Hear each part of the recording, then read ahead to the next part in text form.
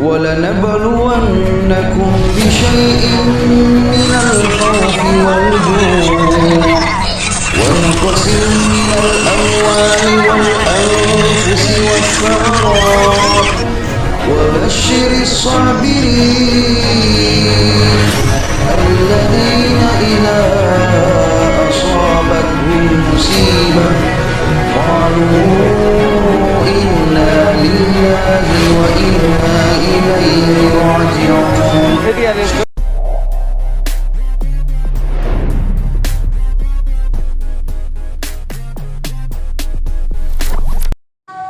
Inna lillahi wa inna ilaihi raji'un. Assalamualaikum warahmatullahi wabarakatuh.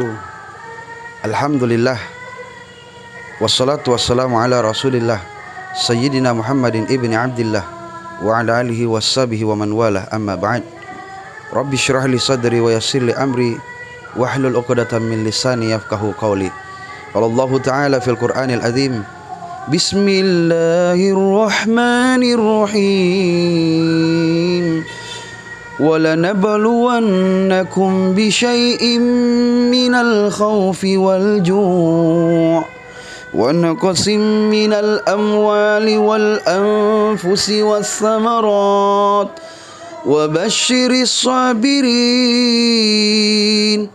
الَّذِينَ إِذَا أَصَابَتْهُمْ مُصِيبَةٌ قالوا إنا لله وإنا إليه راجعون.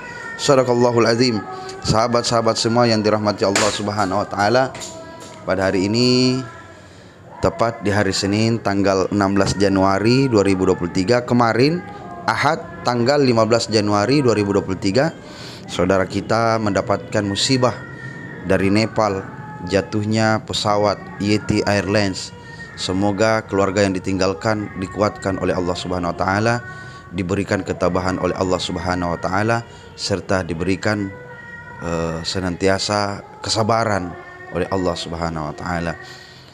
Tentunya sangat-sangat menghayat hati dan juga sangat menyedihkan sekali terjadi lagi pesawat yang jatuh dengan membawa penumpang sekitar 72 orang.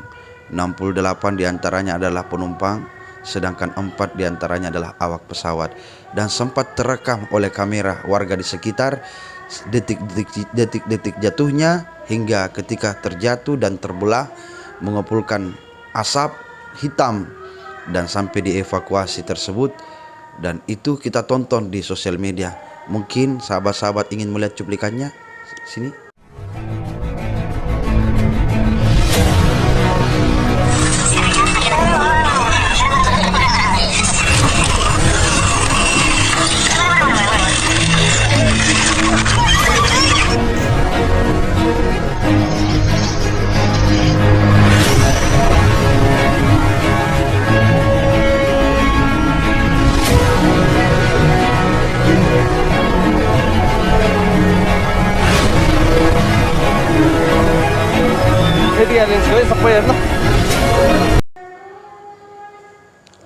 Nah, apa yang kita lihat tadi itu benar-benar terjadi, dan itu bukan cuma ada di film-film saja, tapi itu benar-benar kejadian.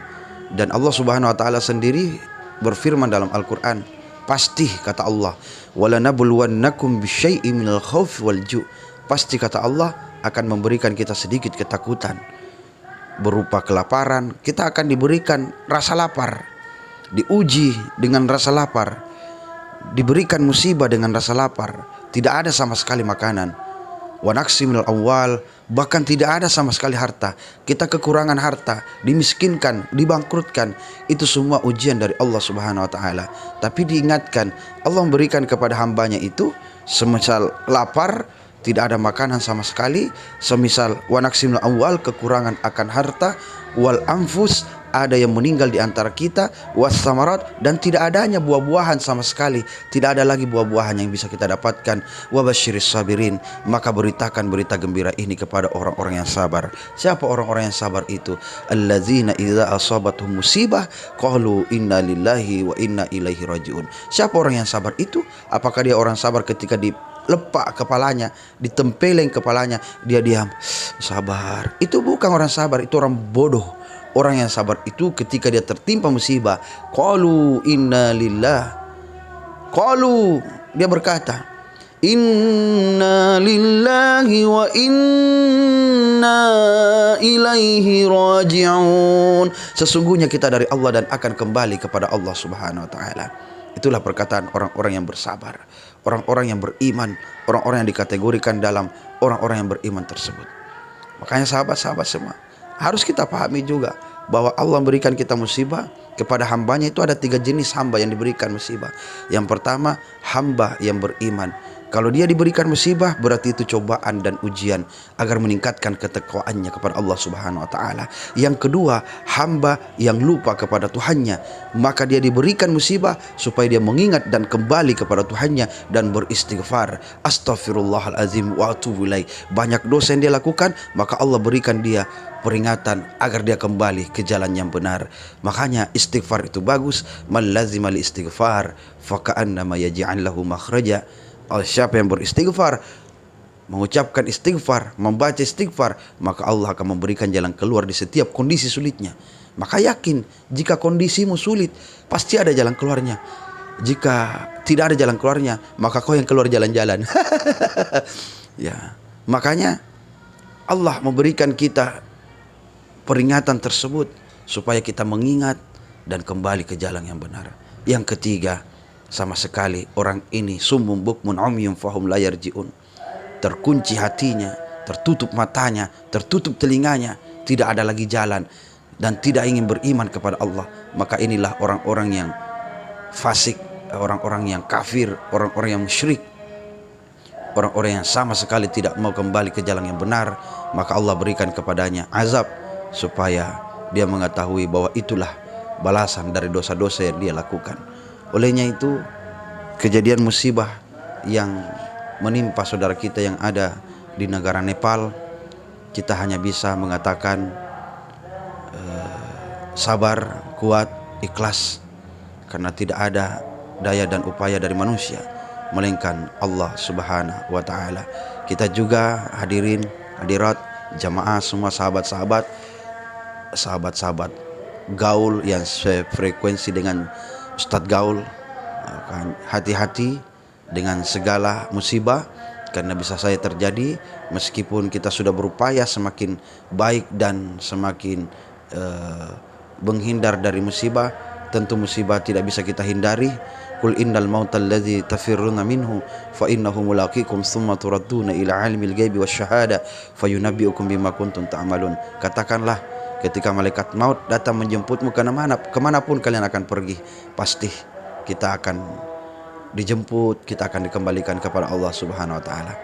Mungkin itu saja. Semoga bermanfaat apa yang saya sampaikan ini, singkat dan jelas, padat, dan juga bisa memberikan motivasi buat kita bahwa setiap perjalanan maka barengilah dengan kalimat-kalimat menyebut nama Allah dan juga berdoa. Bismillahi majreha wa mursaha. Berdoa, minta kepada Allah, karena tidak ada yang bisa menggeser takdir kecuali doa. Ad-du'a silahul mu'minin, karena doa senjatanya orang-orang beriman.